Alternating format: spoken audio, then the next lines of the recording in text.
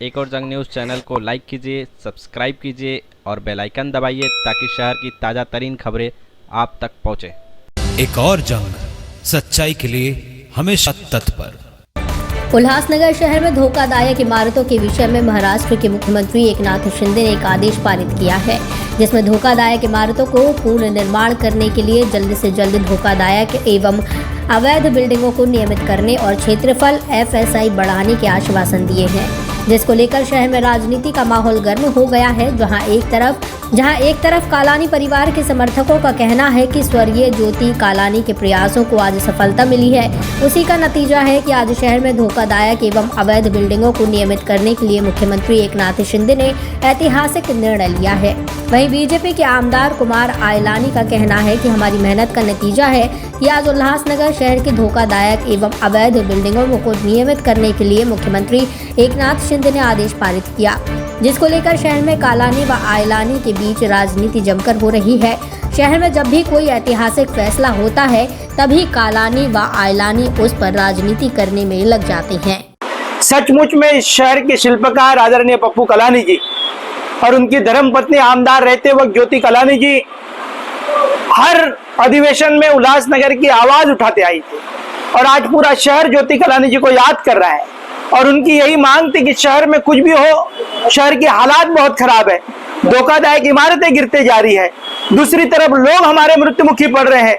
राज्य की सरकार को जगाने का काम किया, एक तरफ ज्योति कलानी जी जगा रहे थे तो दूसरी तरफ महापौर पंचम कलानी जी के अध्यक्षता में महापौर पंचम कलानी जी जब महानगर पालिका में हमने एक प्रस्ताव लाया और उस प्रस्ताव को पास करके राज्य की सरकार के पास भेजा और तत्कालीन मुख्यमंत्री आदरणीय देवेंद्र फडणवीस जी से भी हमने मांग की थी पंचम कलानी जी ने कि जल्द से जल्द शहर को राहत मिले और आदरणीय तत्कालीन आमदार शहर के ज्योति कलानी जी कभी भी तत्कालीन सरकार को बता रहे थे कि शहर को राहत मिलने के लिए मृत्युमुखी परिवार को, परिजनों को मुआवजा मिलना चाहिए और साथ ही साथ हमारे शहर के आमदार ने यह भी गुहार लगाई थी कि जो टैक्स पावती जिनके पास है बिल्डिंगों में, वो टैक्स पावती पर जिनकी मालकाना हक जो है उन टैक्स पावती धारकों को मिलना चाहिए, जो बिल्डिंग के बिल्डरों को नहीं, भूमाफियाओं को फायदा नहीं मिलना चाहिए। शहर में सक्रिय भूमाफिया है जो धोखादायक इमारतों को जो प्लान करके शहरवासी निकलते जा रहे हैं शहर को,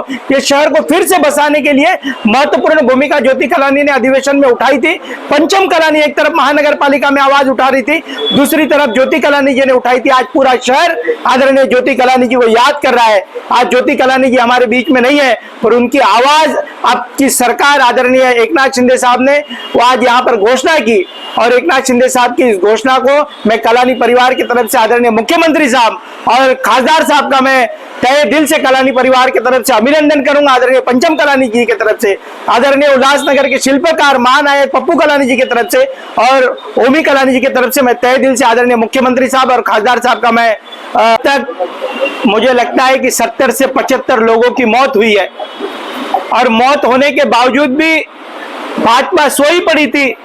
मुझे दुर्भाग्य से कहना चाहता हूं कि यह अधिवेशन में एक अमरावती के आमदार ने 3000 लोगों को पानी नहीं आ रहा है, उस पानी के मसले को लेकर अपनी आवाज उठाई और हमारे शहर का आमदार वहां पर चुप बैठा हुआ नजर आया। शहर के आमदार ने कोई भी आवाज नहीं उठाई, शहर के आमदार ने धोखादायक इमारतों को लेकर एक संबोधन नहीं किया। वो तो आदरणीय मुख्यमंत्री साहब ने कहा कि ये बहुत बड़ी मांग है, इसको लेकर मुख्यमंत्री साहब ने घोषणा कर दी, क्योंकि मुख्यमंत्री साहब के जो लड़के हैं वो लोकसभा क्षेत्र के हमारे खासदार हैं, उनको भी हमने बार बार गुहार लगाई थी। पंचम कलानी, ओमी कलानी हम सब मिलने गए थे, हमारे पूरे नगर सेवक मिलने गए थे कि साहब हमारे शहर को बसा लो, नहीं तो उल्लासनगर उजड़ जाएगा। और आज वही परिस्थिति में जो खुशियां मना रहे हैं, जो लड्डू और पेड़े खिला रहे हैं शहर के अंदर, उनको एक सवाल है मेरा, क्या 4 साल से आप चुप बैठे थे? क्या शहरवासियों की कोई याद नहीं आई? आप देख सकते हो कि जो भी बिल्डिंगें गिर रही है वो बिल्डर कौन है। 92 के बाद की जो बिल्डिंगें गिर रही है गोल मैदान के अंदर जो बिल्डिंगें गिरी उसका बिल्डर कौन है? शहर का आमदार चुप बैठा हुआ था।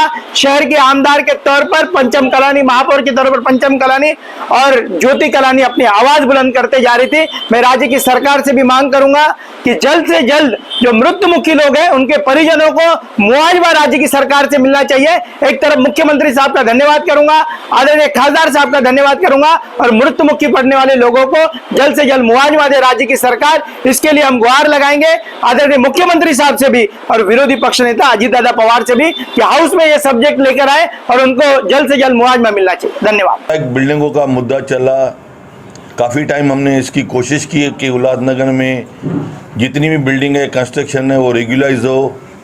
हमने इतनी तक कोशिश की कि हमारे गुरुमुख जगवानी जी MLC, मैं और हमारे भारतीय जनता पार्टी के सभी पदाधिकारी अपना वसंत दावखड़े साहब से नागपुर में मिले थे।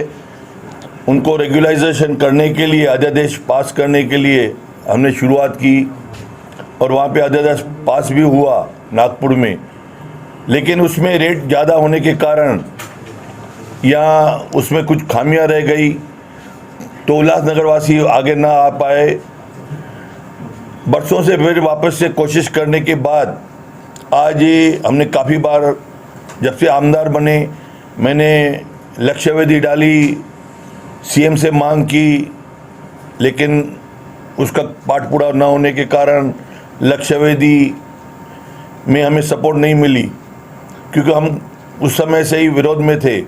काफ़ी समय से, कितने सालों के बाद हमने कोशिश करते करते आज हमने आदरणीय देवेंद्र फडणवीस साहब के सपोर्ट से, हमारे CM एकनाथ शिंदे साहब के सपोर्ट से, आदरणीय रविंद्र चौहान, श्रीकांत शिंदे जी, सबके सपोर्ट से आज हमारा वो लक्ष्यवेदी जो हमने 2 दिन पहले डाला था, और हम खुद स्वयं हमने एकनाथ शिंदे साहब से मुलाकात की, देवेंद्र फडणवीस साहब से मुलाकात की, और मैंने बोला ये इमरजेंसी मुद्दा है, काफ़ी दिनों से चलते आ रहा है। तो उन्होंने आश्वासन दिया मुझे कि आपका ये इसी सेशन में आपका उल्लासनगर का जो धोखादायक बिल्डिंगों का मुद्दा है हम पास करके देंगे।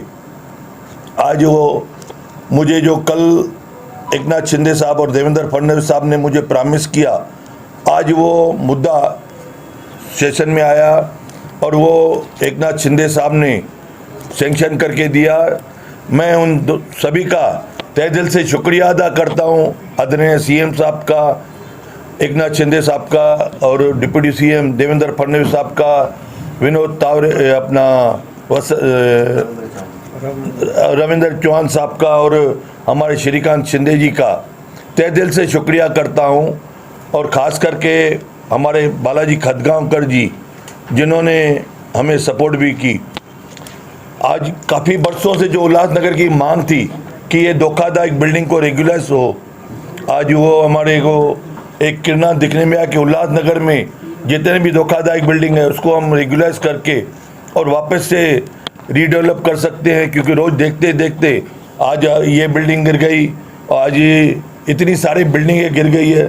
45 से 50 बिल्डिंग गिरने के बाद में 60-70 आदमी लोग गुजर गए, कुछ सीरियस हो गए, और यहाँ पे जितने भी जो रहवासी धोखादायक बिल्डिंग में से छोड़ के गए हैं वो यहाँ वहाँ भटक रहे हैं, उनको रेंट भरने के लिए पैसे नहीं है, किसकी हालत कैसी हो गई, क्या हालत हो गई है। आज हम इतना दुखद देख के आज हमने मजबूर होके कल दोनों को मैं ये प्रॉमिस लिया और आज उनसे मैंने ये सैंक्शन करा के अध्यादेश का आज पूरा हुआ। अभी इसमें क्या है कि इसके लिए कमेटी बनाई गई पूरे धोखादायक बिल्डिंग को रेगुलाइज करने के लिए। UD के सेक्रेटरी, 2 कमिश्नर कॉरपोरेशन का, कोकन कमिश्नर, ऐसा करके कलेक्टर, जितनी भी लीगल डिपार्टमेंट्स उसमें काम में आने वाली है कोई भी बिल्डिंग को रेगुलाइज करने के लिए, वो पूरी कमेटी बनाई गई है। और ये जो अध्यादेश सैंक्शन हुआ है वो कमेटी ने किया है, जो आज CM साहब ने हमें आज पढ़ के सुनाया। कल परसों GR की कापी आएगी, मैं आप सबको एक एक कापी दूंगा। सर लेकिन आज आपको एक बात सुनिए, ये देखिए, पहली बात तो अगर राष्ट्रवादी या कांग्रेस या अगली सरकार को अगर करना रहता था तो वो टाइम पे करते थे। उन्होंने आज तक उसको उल्लासनगर को कभी देखा तक नहीं। उनकी रूलिंग थी तो भी नहीं किया। ये पहली बार हमारी रूलिंग है, ये भारतीय जनता पार्टी और शिवसेना एकनाथ शिंदे ग्रुप की, जिसमें हमें ये चांस मिला है। फर्स्ट अधिवेशन में ये हमारा उल्लासनगर का धोखादायक बिल्डिंग का मुद्दा पास हुआ है। सभी तरह के फैब्रिकेशन के काम, MS window, rolling shutter, grill, compound gate, shed safety door और सभी प्रकार के वेल्डिंग काम कराने के लिए अली एंटरप्राइजेज से संपर्क करें। मोबाइल नंबर 8408903786 व 8411032786 पर संपर्क करें। एक और जंग न्यूज़ चैनल को लाइक कीजिए, सब्सक्राइब कीजिए और बेल आइकन दबाइए ताकि शहर की ताज़ा तरीन खबरें आप तक